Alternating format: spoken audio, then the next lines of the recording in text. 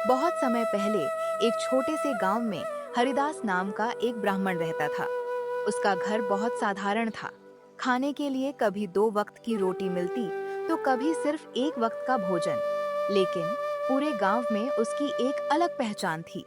लोग कहते थे कि हरिदास गरीब जरूर है, लेकिन उससे बुद्धिमान इंसान पूरे इलाके में कोई नहीं। वह हमेशा सच बोलता, किसी का बुरा नहीं चाहता और हर मुश्किल का हल अपनी समझदारी से निकाल देता था। ईश्वर मेरे पास धन नहीं है, लेकिन मेरी बुद्धि और ईमानदारी कभी कम मत होने देना। उसी गांव में रघुनाथ नाम का एक साहूकार भी रहता था।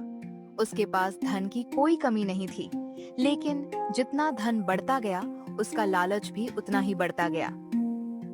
सेठ जी, इस साल फसल खराब हो गई, थोड़ा समय और दे दीजिए। समय नहीं, पैसा चाहिए, नहीं तो कल से खेत मेरा होगा।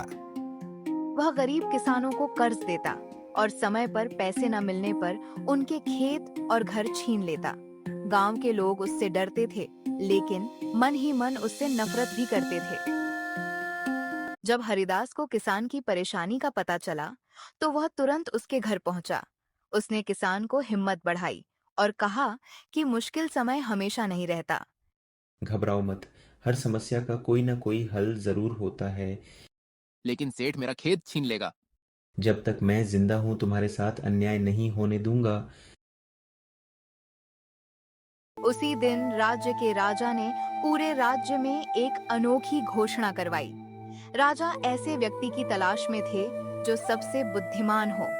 उन्होंने कहा कि जो अपनी बुद्धि से सबसे कठिन परीक्षा पास करेगा, उसे 100 सोने की मोहरें और राज दरबार में सम्मान मिलेगा। सुनो सुनो, कल राज दरबार में बुद्धि की परीक्षा होगी। विजेता को 100 सोने की मोहरें और महाराज का सम्मान मिलेगा। रघुनाथ ने जैसे ही इनाम की बात सुनी, उसकी आंखों में लालच चमक उठा। उसे विश्वास था कि अगर वह जीत गया तो पूरे राज्य में उसका नाम होगा। लेकिन उसे अपनी बुद्धि पर नहीं, अपनी चालाकी पर भरोसा था। अगर सीधे रास्ते से जीत नहीं मिली तो टेढ़ा रास्ता अपनाने में क्या बुराई है।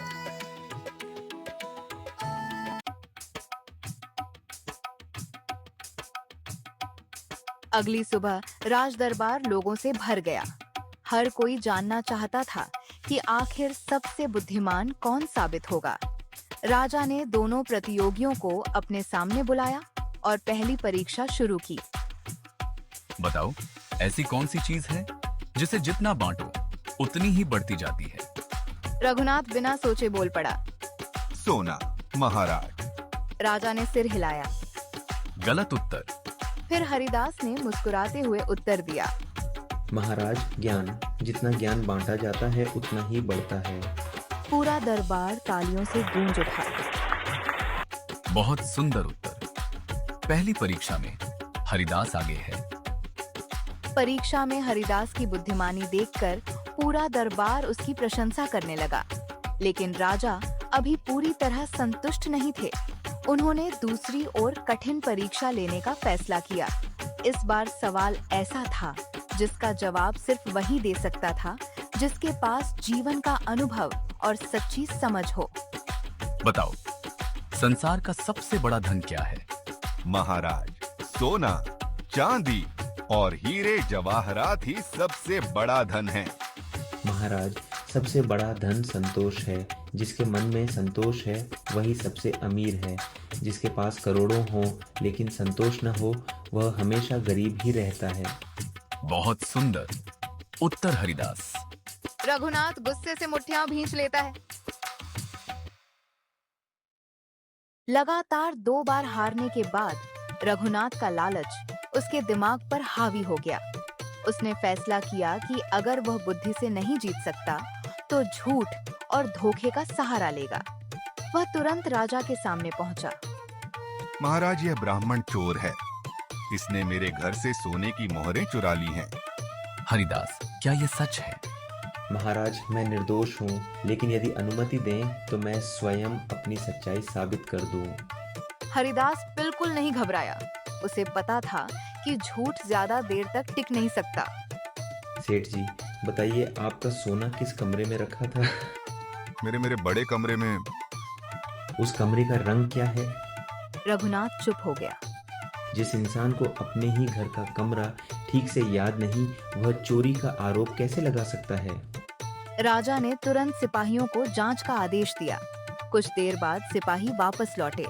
उनके हाथ में वही सोने की थैली थी। महाराज, सारी सोने की मोहरें साहूकार के घर से ही मिली हैं। तुमने झूठा आरोप क्यों लगाया? महाराज, मैं हारना नहीं चाहता था। उसका सिर शर्म से झुक गया। राजा समझ चुके थे कि सच्ची बुद्धि वही है जो कठिन समय में भी शांत रहे और सत्य का साथ न छोड़े। हरिदास, आज तुमने साबित कर दिया कि बुद्धि, धैर्य और ईमानदारी सबसे बड़ी ताकत है। राजा ने 100 सोने की मोहरों की थैली हरिदास को दे दी। महाराज, यह सम्मान मेरे लिए किसी भी धन से बड़ा है। रघुनाथ को अपनी गलती का एहसास हो चुका था। उसने भी लोगों को लूटना छोड़ दिया और ईमानदारी से व्यापार करना शुरू कर दिया। धीरे धीरे पूरे गांव में खुशहाली लौट आई। लोग हरिदास का नाम सम्मान से लेने लगे। हरिदास आज समझ आया कि धन से बड़ा सम्मान होता है और सम्मान सिर्फ अच्छे कर्मों से मिलता है।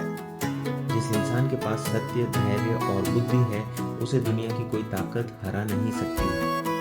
दोस्तों, इस कहानी से हमें सीख मिलती है कि जीवन में कभी भी झूठ और लालच का साथ मत देना, क्योंकि सच्चाई की जीत देर से सही लेकिन जरूर होती है।